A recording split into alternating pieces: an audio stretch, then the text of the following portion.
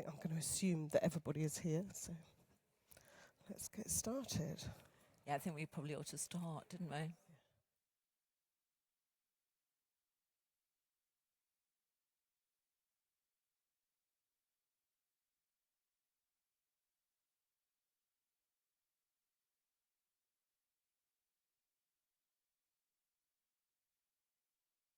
you for coming to this parallel session where we are going to solve the problems of research integrity and peer review. Yay. We have an expert panel. Deborah Dixon, you know, she's going to present some of the data from OUP's recent survey of its peer reviewers, just to set the scene for us a little bit. Jigisha Patel and Patricia Logullo are two experts, if you like, research integrity and peer review specialists who are then going to give us brief talks, and then we're going to have time for lots of discussion. So I'm not going to take up any more of that precious time. Let's dive right in. Thanks, Charlie. Okay, so this is our session. And as Charlie said, I'm going to share with you, they're quite hot off the press actually, the results of our peer review survey at OUP. We conducted the survey because we hear from just about every journal editorial board that they're suffering from reviewer fatigue. They have to send out many, many invitations to get reviewers to respond, and just a general feeling that it's very difficult for academics to contribute as reviewers to the publishing process. So we wanted to help in any way that we can. So in order to really develop a plan on how we might be able to help, we wanted to do some research and really find out what the motivations and what the blockers are. So the demographics, just quickly, for the survey, we had about 4,200 respondents. These were people that responded to the request to fill out the survey across a large number of OUP journals. It was split by discipline pretty evenly between medicine, between science, and between humanities and social sciences. So there's a more granular breakdown on the slide. We also had a good split for career stage. As you can see there, we've got a good mix of early career researchers, mid-career, slightly bigger group, and later careers.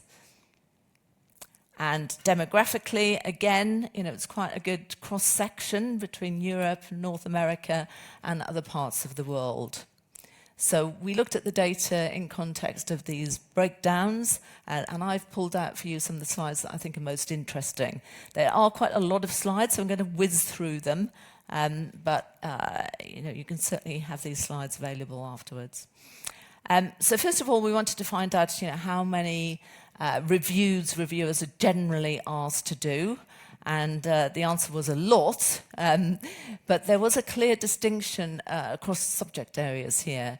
So in medicine and health, for example, they're much more likely to have been asked to review over 20 articles in 24 months. Whereas in other areas, humanities in particular, the numbers were lower. So a lot of requests made, and certainly a sort of subject variation there.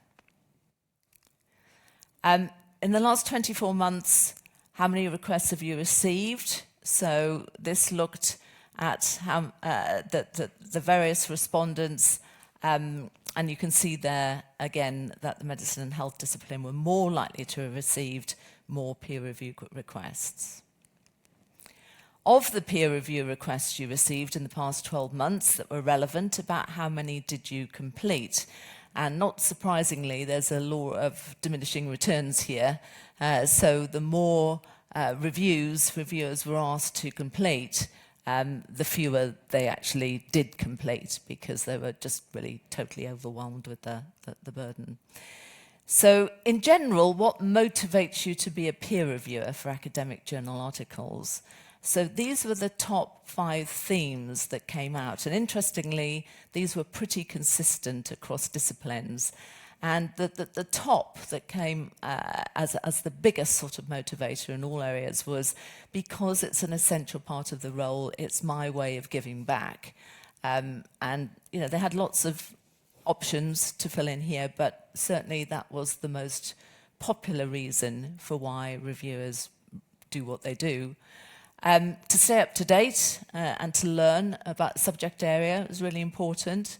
It's relevant to my work. That was really important too. In fact, if reviewers are asked to review work that's not relevant to their work, then that can be very frustrating. So the more relevant it is to the work, the more likely they are to say yes.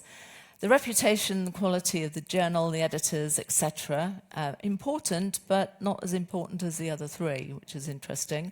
And finally, your own professional development. So some journals offer CPD, for example, to reviewers. Again, considered important, but not as important as those first few reasons. We asked peer reviewers if they had used any types of AI when reviewing, and about a quarter of respondents said that they had used AI when undertaking peer review. And writing assistance and machine translation were the most common forms of AI that they used.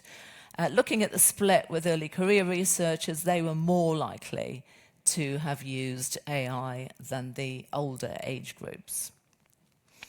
How important are each of these factors when you decide whether or not to accept a request to peer review? So the relevance of the review to my area of expertise, very important across all specialties. Being of service to my field, also important. My workload, important, of course. Keeping up to date, important. And then sort of tailing off to the building up of CVs. So actually those sort of self-motivated reasons were coming out less important. How important are each of the factors when you decide whether or not to accept or decline peer review? So these were also consistent across the career stages. Select any additional factors you consider important. So I think the interesting thing that came out of this piece was a journal's impact factor. And I note that impact factor has not been mentioned this morning so far, so I'm the first person to mention it. But is of more importance in the medicine and health field to other areas. How important is it to you to be rewarded?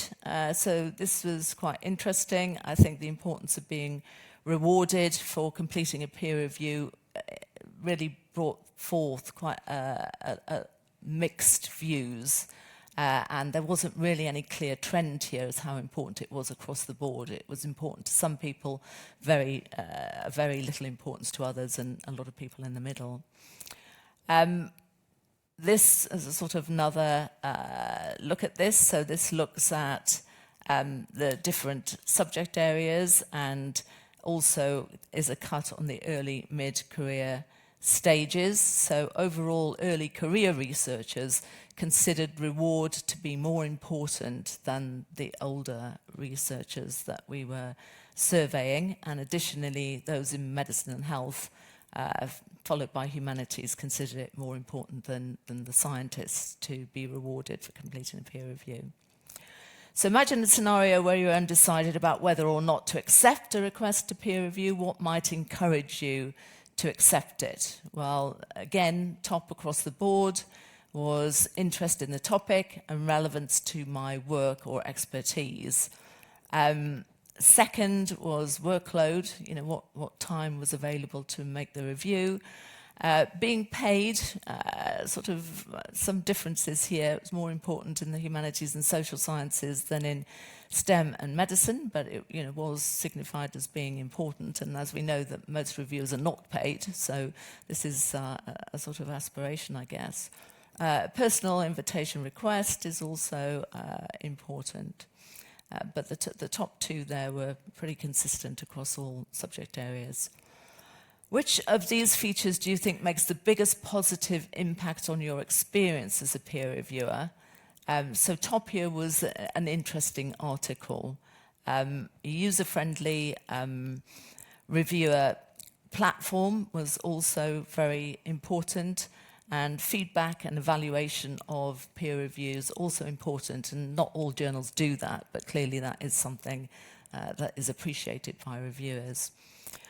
What types of support for peer reviewers do you think could help could improve the quality of completed reviews? So what came out top here was a template for review. So some journals provide reviewers with templates to fill in, and clearly, that came out as something that was very helpful. So that's certainly something that we're going to work on with journals that don't currently provide that. Training and guidance also important, and AI tools, probably with a career stage split. So reflecting on your overall experience of completing peer reviews, what's the area that needs most improvement?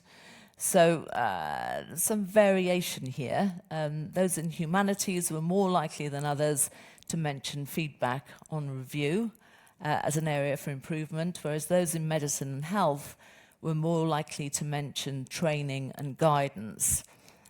Financial compensation incentives was also common here, coming up higher in this one because it was a question about what might improve the process. I think that's probably all I want to say on that one.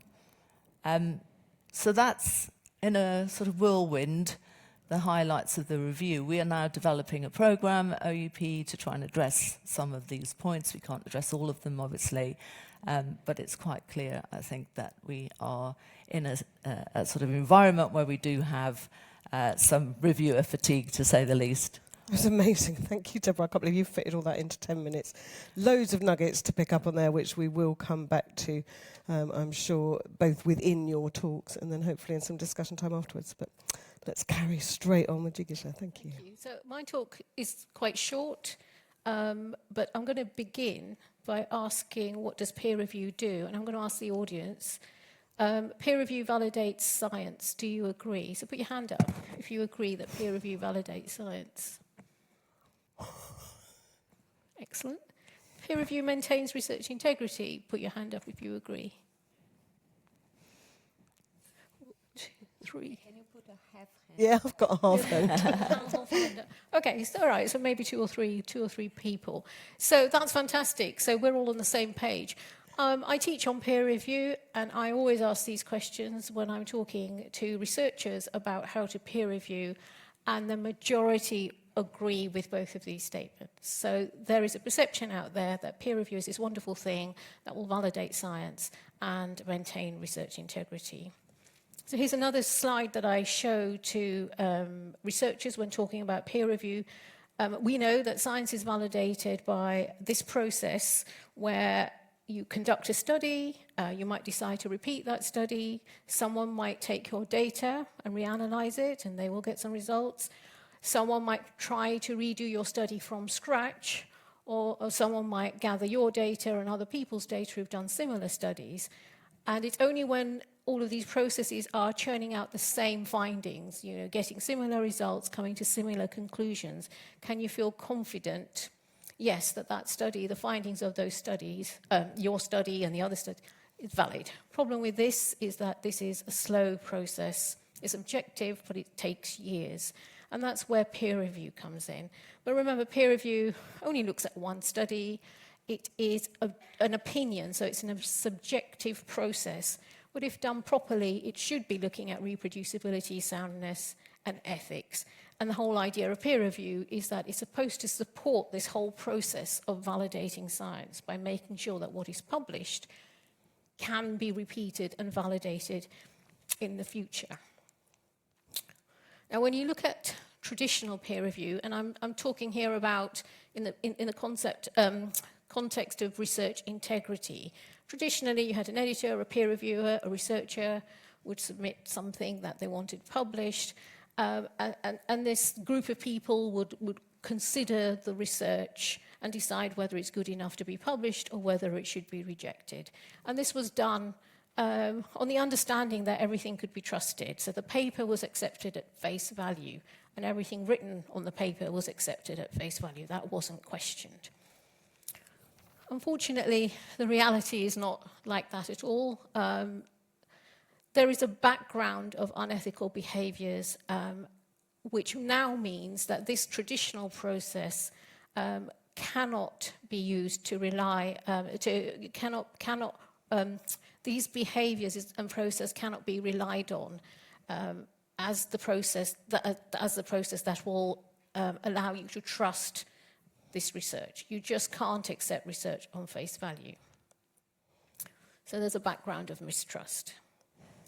So peer review does not maintain research integrity at all, despite the perception. It cannot reliably detect lots of misconduct. And some peer reviewers do detect these things. There will be peer reviewers who will say, well, I've seen this paper before, this is clearly plagiarized, or I've seen these images look a bit dodgy, or certainly, I mean, in terms of data theft or authorship, peer reviewers are not going to be able to detect that. And paper mill activity, again, is very difficult for peer reviewers to detect, as is unethical research. And peer reviewers don't have the time or the training to do this anyway, so the expectations of peer review are very unrealistic. So what is the future role of peer review? So I think everybody, and not just us, who we know that peer review doesn't work to maintain integrity or validate research, but this message needs to get out to researchers who put so much faith in it, because the problem with believing in this is that it puts huge and unrealistic pressures on peer reviewers, which, you know, they can't meet these pressures. We have to recognize that supporting reproducibility does help to validate science and maintain integrity. So I'm referring back to that slide I showed earlier about how it's repeating the research and getting the similar findings that validates science. And we need mechanisms to support that. And peer review should be thought of as a part of a broader process of validation, not the process of validation and quality control. And so we need to recognize that quality control is a joint responsibility of publishers, editors, researchers, and other stakeholders as well. So looking at the diagram again, so here I put in publishers too, because if you don't think of peer review as a process of validation, but peer review as part of a validation process, other stakeholders are involved. So we have got publishers who do things like screening for paper mills and looking for AI content. We have peer reviewers who should be just allowed to do what they are qualified to do as subject matter experts, and that is screen for ethics and scientific soundness. The problem is there is a gap here. There's something missing, and I would say that missing bit of the quality control process is screening for reproducibility, because it is really difficult for a peer reviewer to assess a piece of research for soundness or ethics if that piece of research hasn't been written in enough detail to describe exactly what was done. And it is remarkable how often manuscripts with perhaps a paragraph of methodology are sent to peer review, and the peer reviewers peer review it without actually knowing what was done, without knowing the methodology at all. And you wonder, well, what is it that they peer reviewed? And so this is, if we're thinking of maintaining research integrity, if we're thinking of preventing misconduct, this is a huge aspect of the scientific process that we are all ignoring. And actually, this is a really important part of the quality control process that we should focus on. And who does that is up for debate. It could be peer reviewers, but we've already talked about the pressures that peer reviewers are already under. Maybe this is something that another group of specialists should do. Maybe it's an AI tool, you know, waiting to happen. But this is something that we should all be focusing on now. And only then can we trust the research that is published. Thank you. Fabulous, thank you. I'm loving how well we're keeping to time and getting through such a lot of thoughtful stuff at the same time. Thank you. We'll move straight on to Patricia, and then we'll have some discussion. Try to keep the time on. Yeah, pressure's on. Because the subject is thorny. It's not a very good place to be at. So we were invited to talk about building a robust future for research assessment. And I would dare ask, are we talking about research or about researchers' assessment, right? Are we talking about one specific study, or are we talking about the whole behavior of our colleagues? I will show you some problems, and I promise, after that, I will try to propose some solutions with which you can agree or not. The main problem, I think, having worked as a meta-researcher for some time now, is what the hell is peer review? Nobody seems to agree with the definitions and especially with the role of it. Is it telling the editors where to go? To accept or to reject? Is it so binary and so dichotomous as accept, reject? Should we keep doing that, right? What's the role of peer review? Is it, for example, fixing problems with a study? So I study to peer review and I find problems in it. Sometimes it's reporting problems. Yay, we can fix them. Please tell me how you did that thing. But sometimes there are fatal flaws. There are problems we cannot fix as peer reviewers, right? Then how do you fix that? How do you fix flawed research, flawed science? The other problem is who's responsible for that? As Jigisha was telling us, who's responsible for keeping this right? The peer reviewers are crying for help because they are working too much, they don't feel supported, they receive loads of conflicting guidance. There is lots of guidance for peer review out there, lots, and they are very conflicting. And they don't know what's the size of their responsibility. So some people, and probably you saw that in your survey with medical sciences, say, well, I received a peer review invitation that's seen as a privilege. That's why they don't want to accept payment. But are they thinking about the responsibility behind that or not? The rewards structure.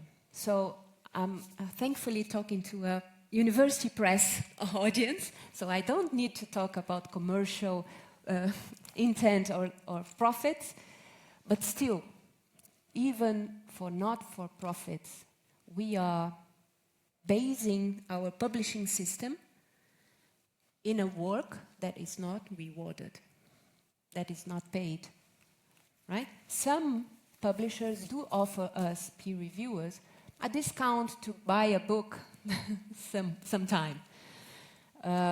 But is that enough? Solutions. Let me start with the solutions because I promised, right? I think we need to start defining things together. What happened with me, for example? I became a researcher and I was invited to be a peer reviewer without ever discussed what my responsibilities would be.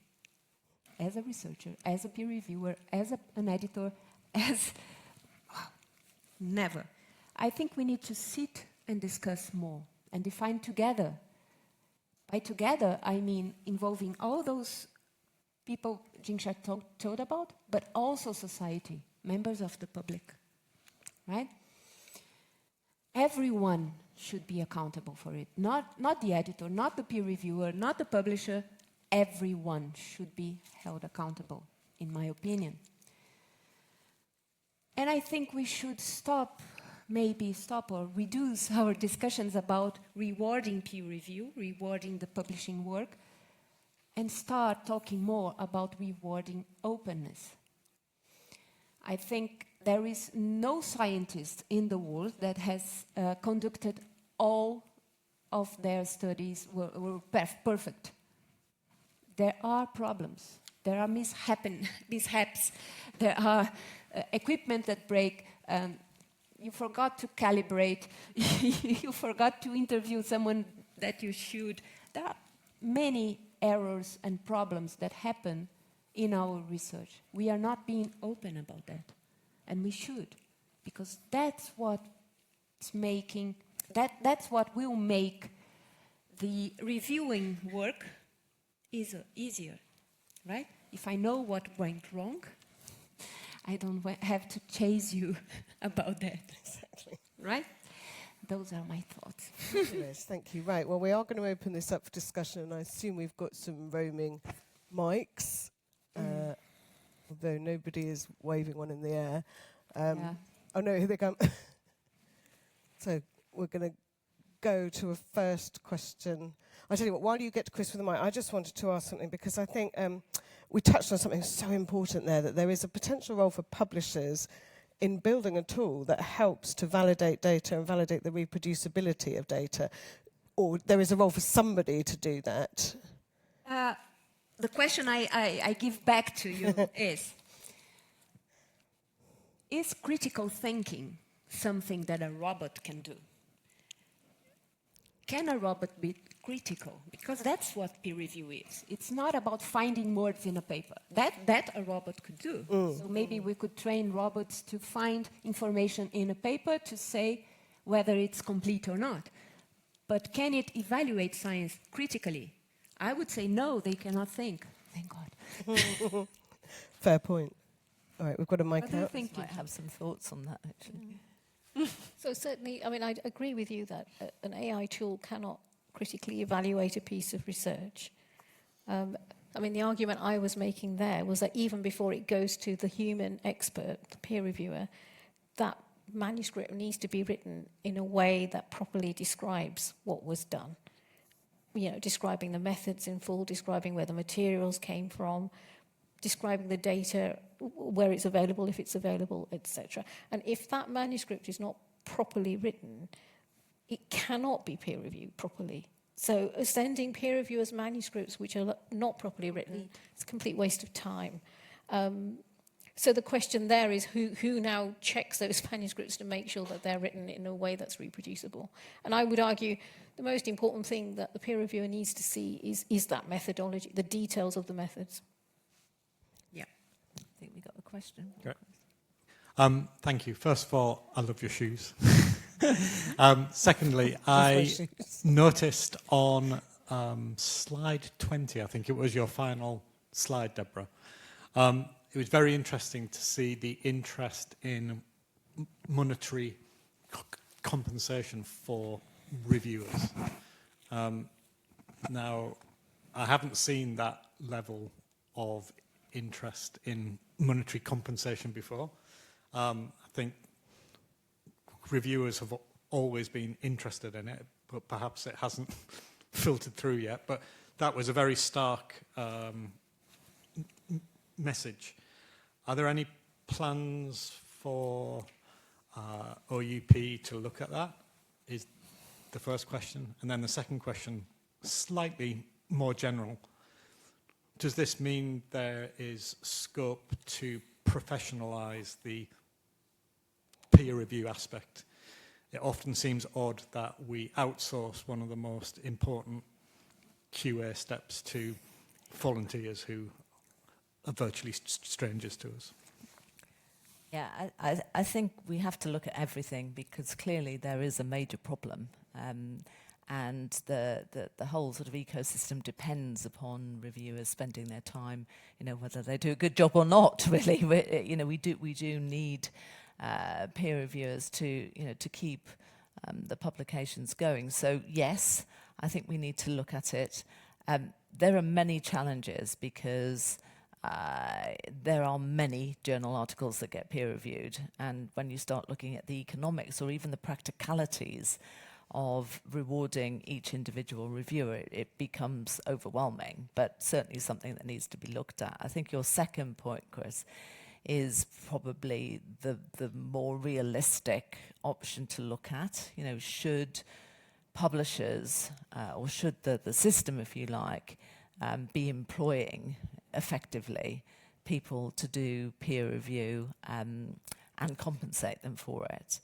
And you know, that is a real possibility. I think, you know, there are some areas where that is done. There are challenges because, you know, as we saw from some of the other results, the incentives for reviewers are often, you know, interest in the subject area, keeping cutting edge in the subject area. So, you know, how can you possibly cover that range if you start to sort of hone down on, you know, let's hire a sort of certain number of researchers to do the job. You know, how can they possibly cover, you know, all of the specialist areas that we publish in? So I don't think there's any easy answer.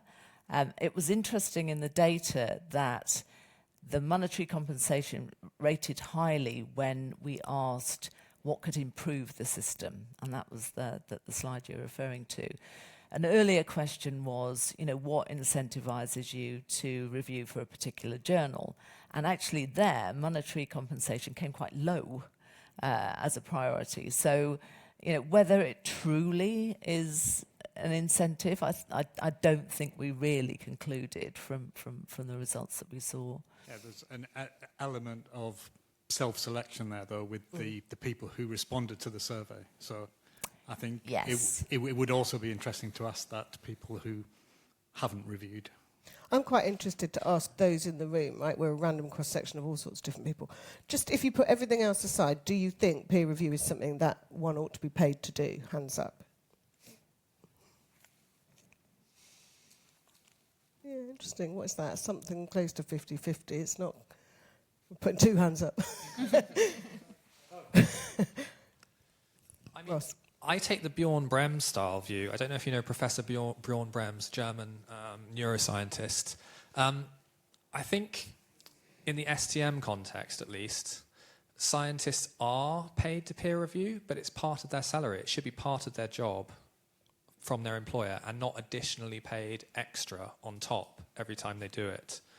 I think it should be considered, ideally, particularly at public universities, let's say, at least in that context, part of your job.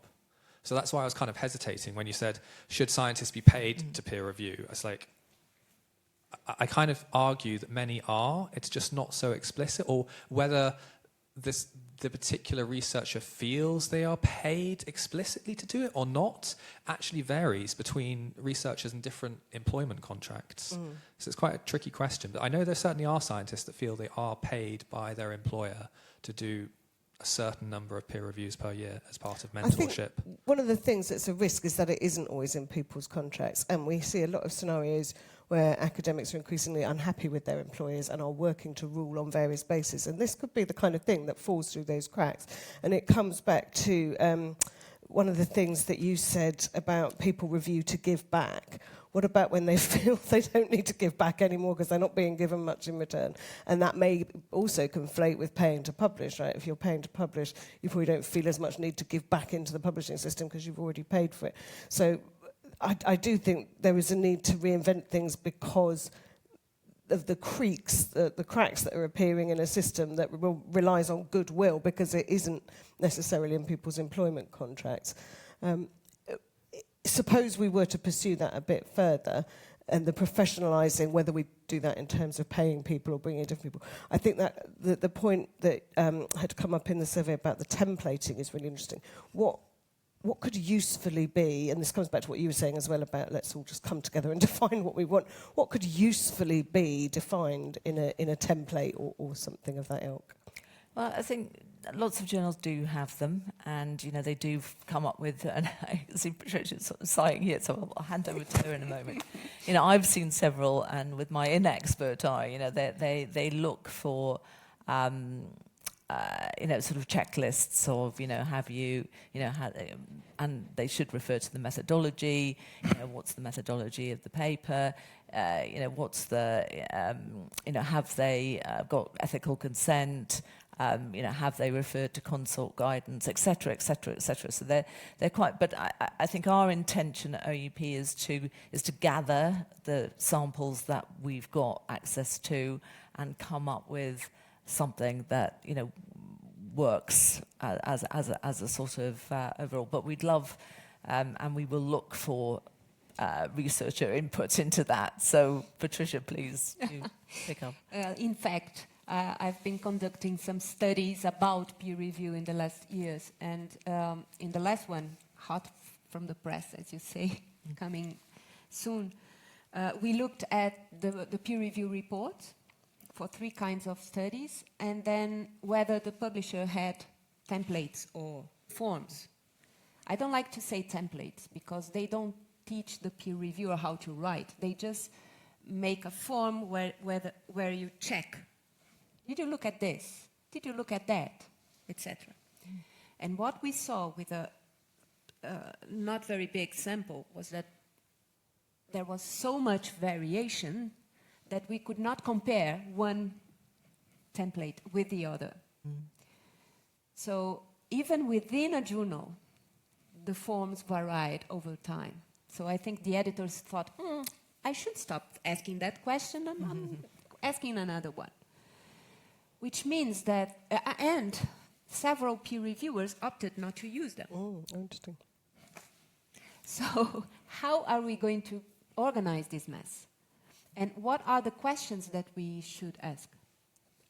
The questions that we ask for a clinical trial is different to the ones for a lab research, for a humanities study, completely different. So I don't think, if you asked Patricia from 3 years ago, I would say, yes, forms, they help us.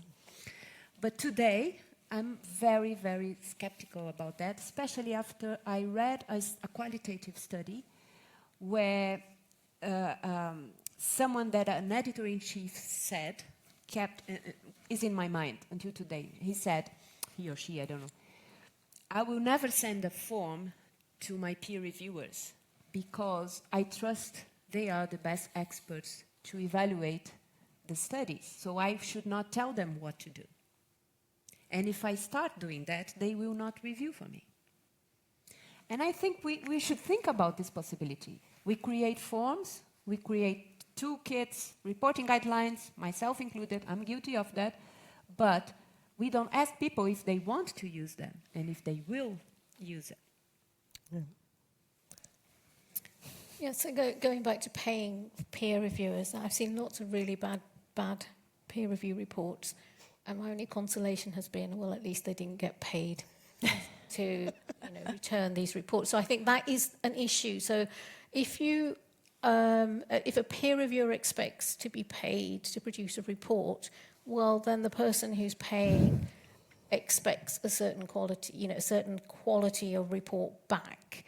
And that is a big challenge, because then if you think about that, then you think, well, okay, so if we're going to start paying peer reviewers, we're going to have to tell them what standard we want, and we're going to have to train them to meet this standard. Then we're going to have to work out or know which ones have been reported so that they know what standard it is that they need to meet. So perhaps they need some kind of accreditation. So there's this whole knock-on effect of things that you would want to happen if you want value for money. So I think it's quite simplistic to say, oh, we're giving up our free time to peer review, therefore pay us. Well, you think, well, no, there's another side to that story as well, in that, we're expecting a certain quality. And I'd be very happy if I saw a really, really good report. I would be thinking, oh, well, this person put so much time and effort into producing a quality report. I hope they do get some reward for it. But you can't just ask to be paid because you're giving up your free time, because you have to then deliver something in exchange for that payment. And coming back to the comment from you, if universities, for example, were to tell researchers, let's say, you are going to give 4 hours of your time per year to review at least one study. Beautiful, right? If I tell my boss, I can't deliver that analysis you asked because I have to peer review, they're not going to be happy unless this is structured in my job description, in their job description, and in career progression. So if I'm expected to peer review, because for now, it is accepted that you spend some office time peer reviewing, but it's very blurry. How much? How long can you use? And this touches back on the last issue that I wanted to raise too, which we touched on already in terms of whose responsibility it is. And obviously, everybody is the answer, but at the moment it feels like the sort of lead responsibility is perceived as sitting with the publisher. Is that really the right place, given that publishing people are publishing experts, albeit maybe with domain expertise as well? But how and when did this not become something that happens as part of the scientific process within institutions, and should it go back there? Developing critical thinking in researchers, is that what you mean? The process of peer review, of validating pieces of research. I think it certainly should go back to the institutions, because if that research is validated by the process of reproducing the research, then that needs to be taught early on, so the researchers understand the concept. I mean, I wasn't aware of this concept until late. I'm sure when I was doing research, I wasn't aware of what reproducibility was, and that's astonishing, because that is the cornerstone of how science is supposed to work. So why didn't anyone tell me? So I think there are many researchers out there who probably have no idea what reproducibility is. So should we start there by telling them? And that's not the responsibility of publishers. I suppose one of the objectives of peer review, though, is an unbiased view of the work, and how easy would that be to achieve through a university-led process. I think one of the things that we like to think about peer review is that we go out and we get unbiased, different researchers to review the work. I mean, we can't put our hands on our heart and say that's always the case, but that's the objective. How would that work within a university environment? And can we spare the expertise of the industry at all? Can we not invite a pharmacist working to Bayer, to a pharma company, or things like that? Why can't they be good peer reviewers? Yeah. They're very, very good and sharp technicians. It's a great point too. A lot of minds are lost to peer review because of the sectors in which they're working. Putting a lot of pressure on those who are still working in academia. Yeah, aren't we creating a silo inside academia? Is peer review the responsibility of academia only, or not? One of the interesting things I just wanted to share that we find, and I think there'll be more discussion around this at the DEINA session tomorrow, is that there is a very broad author base, and we know that there are many papers coming from China and other areas, and the science is often very good, but it's very difficult to review often. But we don't see many reviewers from China. So when we look at the data from journals and their author bases, they tend to be quite widespread. But when we look at the demographic coverage of reviewers, it's very narrow. And that in itself is adding to this fatigue problem, because there are a lot of papers that are not being reviewed by researchers in those particular areas of the world. And so, one of the things that some journals are trying to do certainly is to nurture early career researchers, particularly with a wider demographic representation, to contribute to the review process and to broaden that researcher pool. Without doing that, I think the problem is just going to get worse and worse. I'm conscious that is time, unbelievably. I feel like we're just getting into this, doing a whole other session. But I hope there's been some interesting insights there. Slides are going to be available, and we'll be keen to chat about this further if anybody else wants to talk more. But in the meantime, it's time for coffee, so thank you very much.